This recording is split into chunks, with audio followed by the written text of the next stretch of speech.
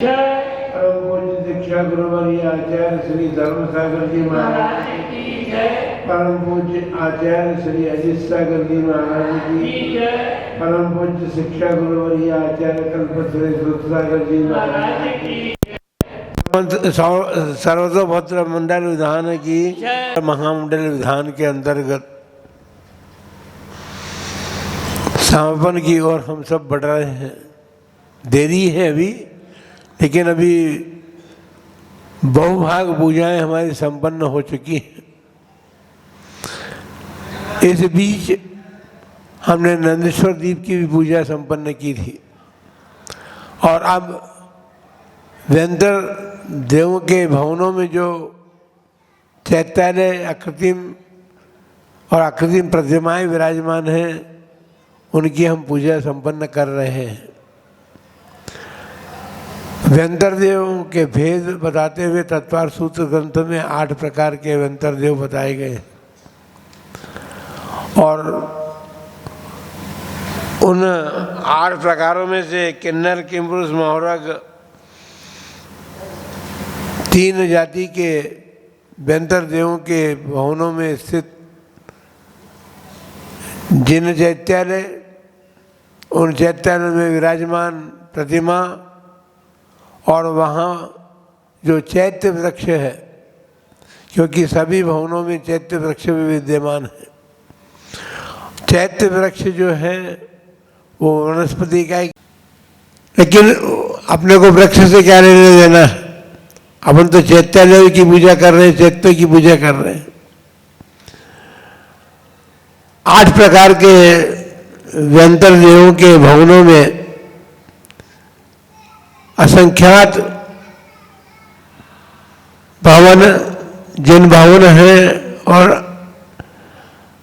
चैत्यालय के साथ साथ उनमें प्रतिमाएं भी असंख्यात हैं। उन असंख्यात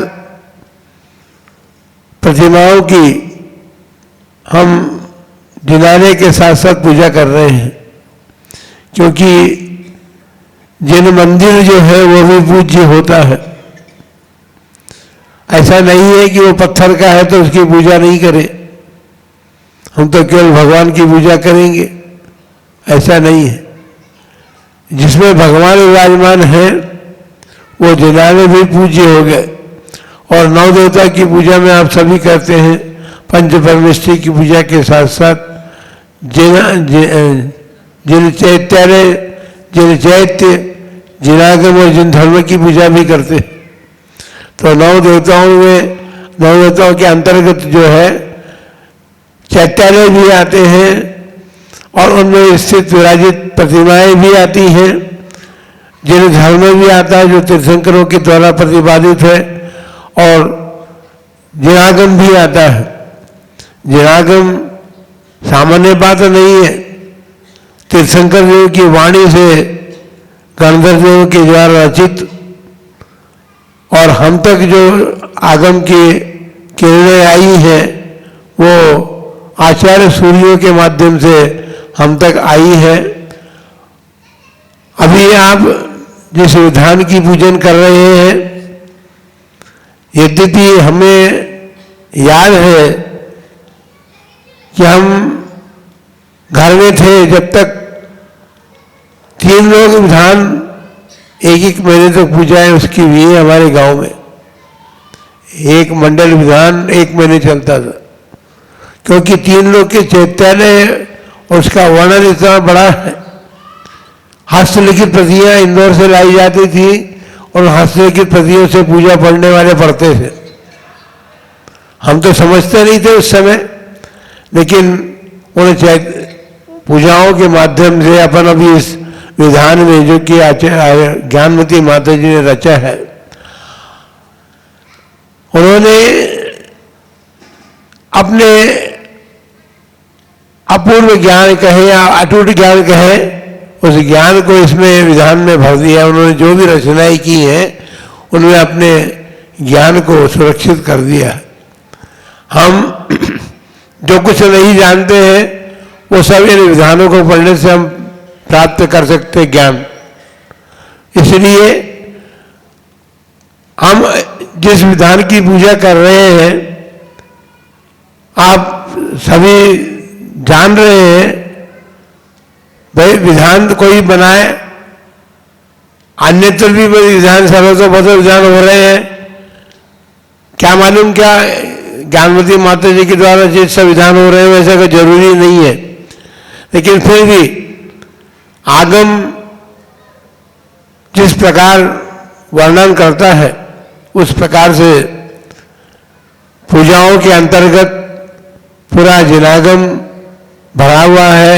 जिनागम के अनुरूप जो पूजाएं की जाती है, पूजा की विधि है, उसी विधि विधान के माध्यम से माता जी ने इस विधान को रचा है। और अपन सब उस जिन धर्म के भक्तगण जिनागम की भक्ति पूर्वक पूजन कर रहे हैं, ऐसा नहीं है कि इस थाली से उस थाली में चढ़ा रहे हैं, ऐसी बात नहीं है।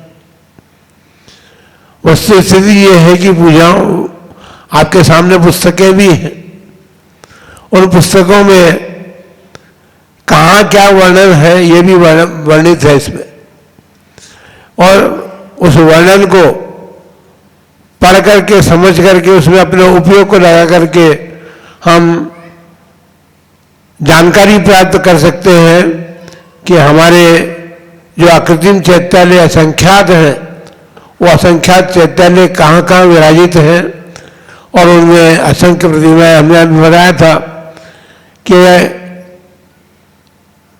हमारे देश में जितने जिनालय हैं उनमें सभी में मानस स्तंभ नहीं है, लेकिन यहाँ तो चैत्य वृक्ष में जो 16 प्रतिमाएं 4 दिशाओं में है, एक दिशा में 4-4 प्रतिमाएं विराजित है, और उन सभी प्रतिमाओं के सामने चाहे मानस स्तंभ है, एक मानस स्तंभ, एक चैत्य वृक्ष में 16 मानस स्तंभ है। तो अकृत्रिम रचनाएं किसी की बनाई भी नहीं है, विधान भले ही बनाया हुआ है माता जी का, लेकिन अकृत्रिम चैत्यालय और वहाँ की प्रतिमाएं तो किसी की बनाई भी नहीं है। वो अकृत्रिम का मतलब भी ये है कि किसी के द्वारा बनाई नहीं, स्वयं सिद्ध प्रतिमाएं हैं। वो चैत्यालय भी वहाँ पर स्वयं सिद्ध है, किसी ने बनाए नहीं है, देवताओं ने भी आकर के नहीं बनाए वहाँ पर। तो ऐसे अकृत्रिम चैत्यालयों को हम समझने का प्रयत्न इस विधान के माध्यम से कर सकते हैं, और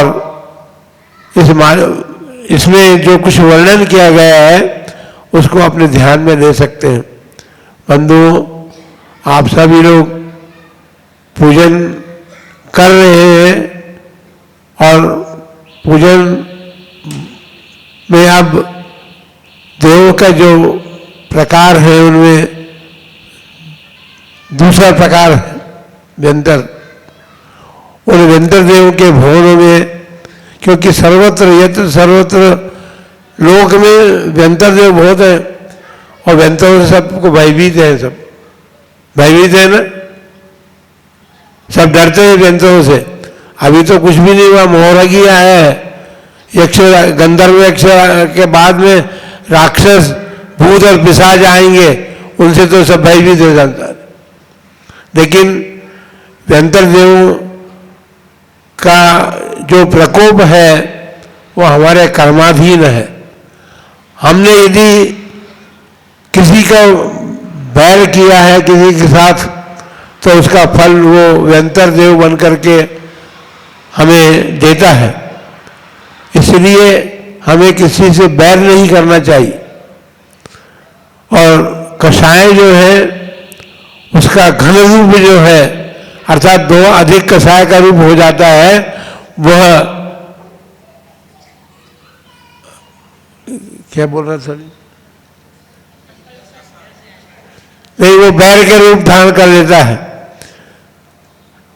चक्रवर्ती आदि, बताओ एक व्यक्ति जो रसोईया था, उसी के कारण से मृत हुआ वो चक्रवर्ती का रसोईया, और वो व्यंतर देव होकर के, और उसने उपसर्ग किया। तो उपसर्ग आदि जो है ये जयेंद्र भगवान की पूजा से दूर हो सकते हैं। हमारा उपयोग और हमारा मन जिनेंद्र भगवान की पूजा में लगे तो उससे होने वाला पुण्य जो है वो पुण्य हमारे सारे कष्टों को दूर कर सकता है। और पुण्य के अधीन है कष्ट का दूर होना, उपसर्ग का दूर होना। ये पूजा का महात्म्य भी अपने जीवन में हम समझने का प्रयत्न